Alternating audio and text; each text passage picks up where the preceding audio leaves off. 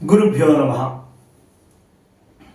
నా క్రిందటి వీడియోలో 49వ శ్లోకం యొక్క వివరణను తెలియజేస్తూ అమ్మవారికి 8 విధములైన చూపులతో వివిధ ప్రాంతాలను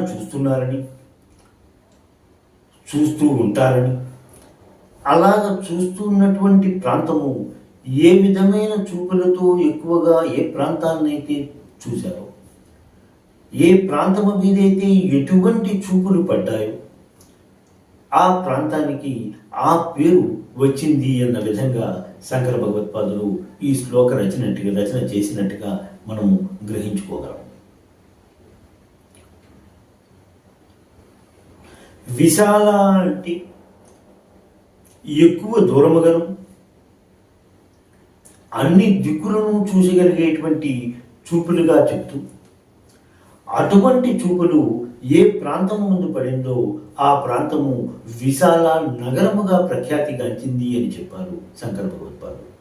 ఆ ప్రాంతమే నేడు బదరీ ప్రాంతముగా ప్రఖ్యాతిగాంచినట్టుగా మనకు తెలుసుకోవచ్చు. కళ్యాణప్రదమైనటువంటి శుభప్రదమైనటువంటి చూపులతో ఏ ప్రాంతాన్ని ఎక్కువగా చూశారో ఆ ప్రాంతము కళ్యాణి నగరముగా పేరుగాంచింది అని చెబుతూ, ఆ ప్రాంతము ఇప్పుడు బొంబాయి నాసిక్ మధ్యని ఉండేటువంటి ప్రాంతము కళ్యాణ్ నగరముగా ప్రసిద్ధి చెందినట్టుగా మనము గ్రహించుకుంటూనే ఉంటాం. అలాగే అయోధ్య అని చెబుతూ, అంటే ఓడిపోనటువంటి దృక్కులు అని తెలియజేస్తూ, నల్ల కలువల యొక్క సౌందర్యము అమ్మవారి దృష్టిలో అమ్మవారి చూపులకు ఉండేటువంటి సౌందర్యాన్ని గెలవలేకపోయేయి అన్న విధంగా తెలియజేస్తూ అమ్మవారి శంకర భగవత్పాదులు ఈ శ్లోకంలో అయోధ్య నగరముగా, ఆ ప్రాంతము అటువంటి చూపులతో చూసిన ప్రాంతము అయోధ్య నగరముగా ప్రసిద్ధి చెందింది అన్న విధంగా తెలియజేశారు. ఇప్పుడు ఆ అయోధ్య నగరమే మన దేశంలోని ఉత్తరప్రదేశ్ రాష్ట్రంలో ఉన్నట్టుగా మనకందరికీ తెలిసిన విషయమే.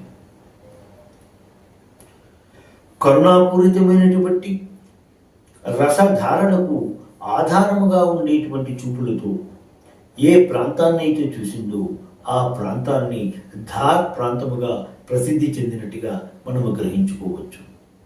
అలాగే మాధుర్యమైన చూపులతో చూసినటువంటి ప్రాంతము మధుర నగరముగా ప్రసిద్ధి చెందింది అని, ఆ మధుర నగరము కూడా ఉత్తరప్రదేశ్ ప్రాంతంలోనే ఉత్తరప్రదేశ్ రాష్ట్రంలోనే ఉన్నదని అన్న విషయం కూడా మనకి తెలిసినది. పరిపూర్ణమైనటువంటి దృక్కులు, లోతైన దృక్కులు కలిగిన విధంగా ఏ ప్రాంతమైతే ఎక్కువగా పరిశీలించిందో, ఎక్కువగా ఆ విధంగా చూసిందో ఆ చూపులను భోగవతి ప్రాంతముగా ప్రసిద్ధి చెందిందని, ఆ ప్రాంతమే నేడు అమరావతి ప్రాంతముగా ప్రఖ్యాతి చెందింది అని, అలాగే పిలువబడుతున్నదని విషయం కూడా మనకి తెలుసుకున్న విషయమే. అవంతి నగరము అంటే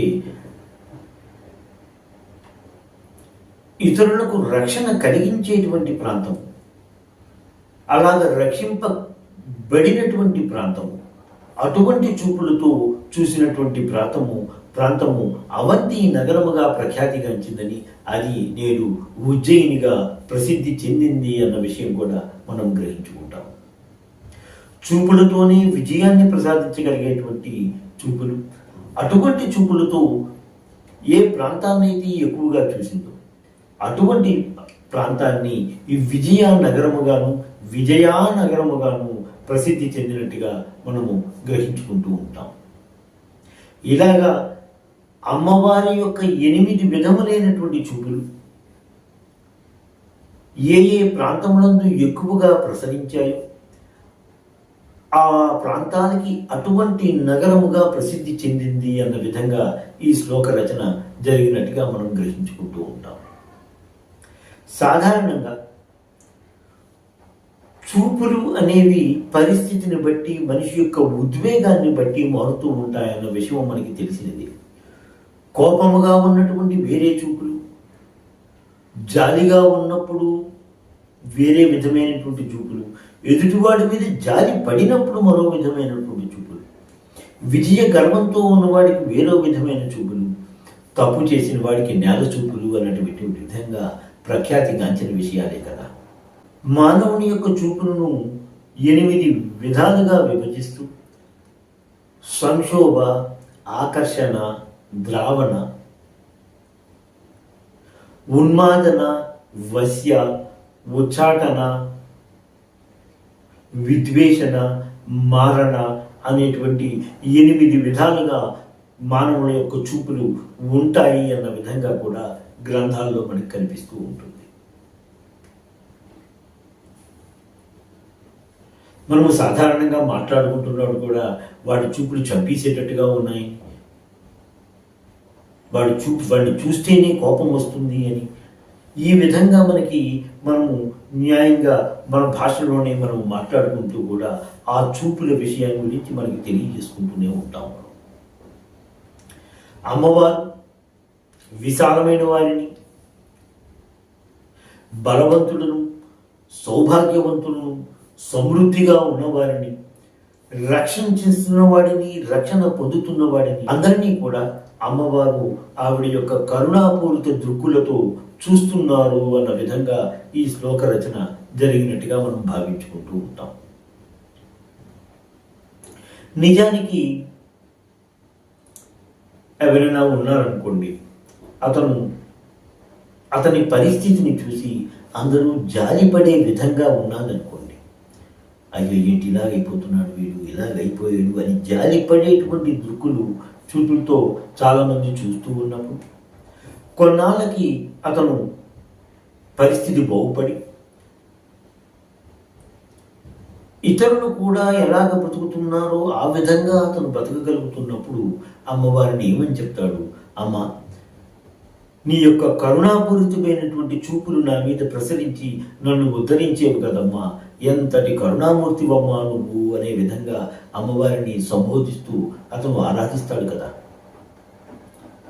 అలాగే ఎప్పుడూ విజయాలే పొందినటువంటి మానవుని జీవితంలో, అన్ని అపజయాలే ఉన్నటువంటి మానవుని జీవితంలో కొంతకాలానికి అతనికి ఏది పట్టుకున్నది విజయమే పొందుతున్నప్పుడు అతడు అమ్మా నువ్వు విజయ ప్రదాయినివి కదా అని అమ్మవారిని సంబోధిస్తూ అతడు అమ్మవారిని ఆరాధిస్తూ ఉంటాడు కదా. అంటే అతనికి జరిగిన విషయాలను బట్టి అటువంటి విధమైనటువంటి చూపులు అమ్మవారు అతని మీద ప్రసరించింది కాబట్టి అతడు అమ్మవారిని ఆ పేరుతో అతను ఆరాధించడము అనేటువంటిది, ఆ పేరును అమ్మవారికి ఆపాదించడము అనేటువంటివి సహజంగా జరుగుతూనే ఉంటాయి కదా. ఇదే విషయాన్ని శంకర భగవత్పాదులు తీసుకుంటూ అమ్మవారి యొక్క వివిధమైనటువంటి చూపులను, ఆ ప్రాంతాల యొక్క నగరముల యొక్క పేర్లను తీసుకుని ఒక శ్లోకము రచించినట్టుగా మనం గమనించుకుంటూ ఉంటాం. ఏదో ఈ శ్లోకము హృదయంగా ఉండాలి కాబట్టి మనకి తెలిసినటువంటి మన దేశంలో ఉండేటువంటి నగరముల పేర్లను ఆయన తెలియజేయడం జరిగిందే కానీ అమ్మవారు విశ్వవ్యాపిని. అటువంటి అమ్మవారు ప్రపంచం అంతటినీ కూడా సమానమైన చూపులతో, తన యొక్క కరుణాపూరితమైన చూపులతో అందరినీ చూస్తూ ఉంటుంది అన్న విషయాన్ని మనం అర్థం చేసుకోవలసిన పద్ధతి అయితే ఉన్నది.